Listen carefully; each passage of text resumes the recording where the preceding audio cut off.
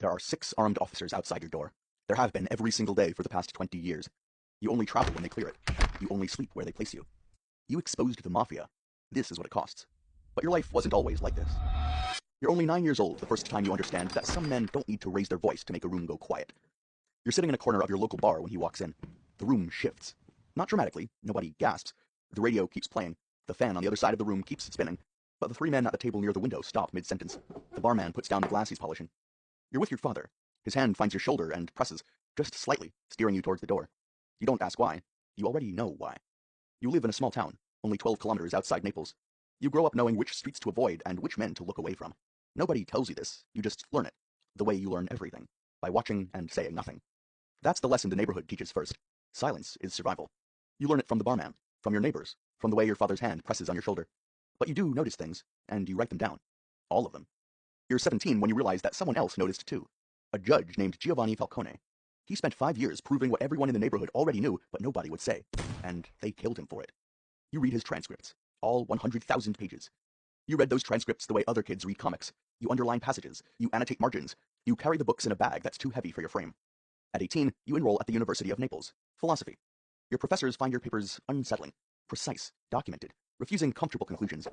You start writing for a small literary magazine in your second year, on local crime. Your first real story is about a waste disposal contract awarded to a company with no equipment and only 2 employees. Everyone in Naples knows who really runs the business. The editor knows it too. He pulls the piece and tells you to be careful. You hear this so often, the words stop meaning anything to you. You try a second publication, then a third. You write about the connection between a construction firm, a municipal council contract, and a family name that appears in the court documents that nobody else has looked at. Nobody prints it. One editor tells you the timing is wrong. Another says the sourcing is thin. The third simply doesn't call back. What they mean, what you understand without being told, is that some stories are true, some stories are safe. But here, they're rarely the same story. You spend your final year at university building a map. You map the structure, the money, the point where the dirty economy becomes the clean one.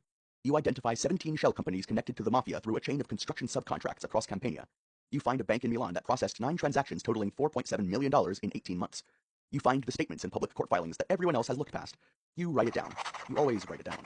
You tell yourself you're building a picture. You tell yourself you need more. You tell yourself you'll know when it's complete.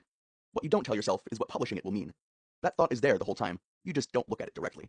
Not yet. It takes 4 years. You go places journalists would never go. You visit housing complexes so deep in mafia territory that they operate like a corporation. The kind of neighborhood where the mafia doesn't hide, it manages. Heroin distributed to 10,000 users a day through shift patterns and a management structure like any other business. You go back 12 times. Your face becomes known. Not warmly. The second time you go back, a man watches you from a doorway for 15 seconds without moving. You keep walking. You tell yourself that it's nothing. The third time, the same man is there. Same doorway.